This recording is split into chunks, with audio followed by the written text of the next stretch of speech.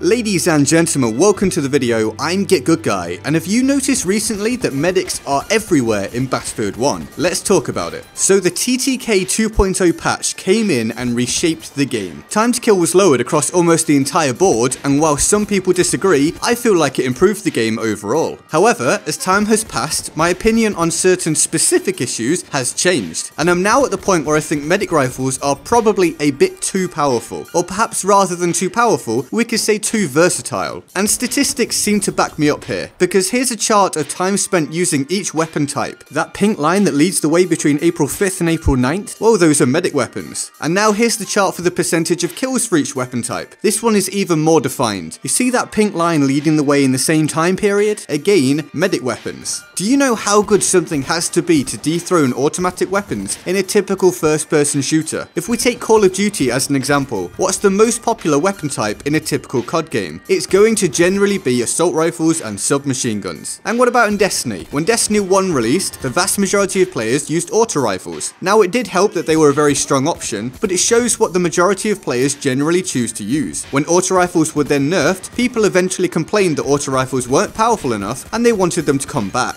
When Destiny 2 was released, again people went looking for very strong auto rifles, which saw the rise of a weapon known as Uriel's Gift and other such options. My point is that for automatic weapons to not be the most used option in Battlefield 1 and games of this type, well, whatever's overtaken it has to be incredibly strong, especially when you consider just how many people used the Hellriegel and the Automatico for such a long time. And now there are options such as the Ribeirole and the SMG 0818. But no, the new dominant force in Battlefield 1 is the self-loading rifle of the medic class. And more specifically, the king of them all is now the autoloading extended, which is absolutely everywhere. Now in other genres where you have defined healers and slayers, are the healers as lethal as the slayers? No, not even close, because it wouldn't make any sense. So why are the healers of Battlefield 1 now the most able slayers at a variety of ranges? Recently, I tried to get some assault footage for a video and I jumped into a game of domination. Now regular viewers of my content will know that the skill-based matchmaking tends to give me pretty insane domination lobbies, and this occasion was no different. It also means that people in those lobbies generally know what the meta is and thus are using the most powerful options most of the time. So look at this. This is the enemy team's half of the scoreboard at one point in the match, and just look at how many crosses there are to symbolize that that player is a medic. That's insane. In a close quarters game type where you'd think the assault class would be at its most potent, instead there are medic rifles everywhere. And in fact, it's up there as one of the times I've felt like I'm most at a disadvantage through weapon or class selection. I covered a specific issue with the medic class in a recent video where I talked about combining a weapon such as the aforementioned autoloading or perhaps the Fedorov Avtomat with the heal pouches. This allows you to essentially play as a rushing assault that can endlessly heal itself. And I now firmly feel this is class blending, perhaps even class breaking. And I'm not calling for a nerf to the medic class. It's nice that the meta has changed. It's cool to experience new ways of playing, but a buff to other weapons and classes would be welcome in my opinion. I also made a video about how scouts aren't useless now, and I still absolutely stand by that, but perhaps less suppression when using a scout would help them to be more viable against medic players. Or how about another video I made about supports and how I felt they were well positioned to have a defined mid-range role now, and I again stand by that, but perhaps buffing their hipfire and ADS accuracy after hipfire just by a little bit would be an improvement, because it feels like they just shoot through people without doing damage a lot of the time now, and lying down with it bipodded constantly isn't that much fun for that player or for another player to be killed by. And finally, perhaps just a tad more range for some assault weapons would make them feel a bit more expansive in terms of playstyle. These slight tweaks would allow medics to remain strong and exciting, perhaps still the dominant force, but it would help other classes to get to a similar level, because at this rate I think it's highly plausible that the medic class will continue to spread and we could well see it begin to dominate other options. And as much as I enjoy it, this might not be great for the game. But this is all just my opinion. What do you think? Do you think the medic class is too strong? And what would you do to alter it? Let me know in the comment section below. Now, we need to quickly shoot over to the Board of Awesome to show our respect to the fantastic people who choose to support the channel on Patreon. Them doing so is the reason why you consistently have content to watch from this channel. So thanks to everyone on the board. If you want to join them on the Board of Awesome, then the links to the Patreon page will be in the description below and in my pinned comment, where you can support the channel from as little as $1 a month if you so wish. I hope you enjoyed the video. Remember to turn on notifications so you don't miss future videos, and feel free to like, share and subscribe. I'm GetGoodGuy, and I'll see you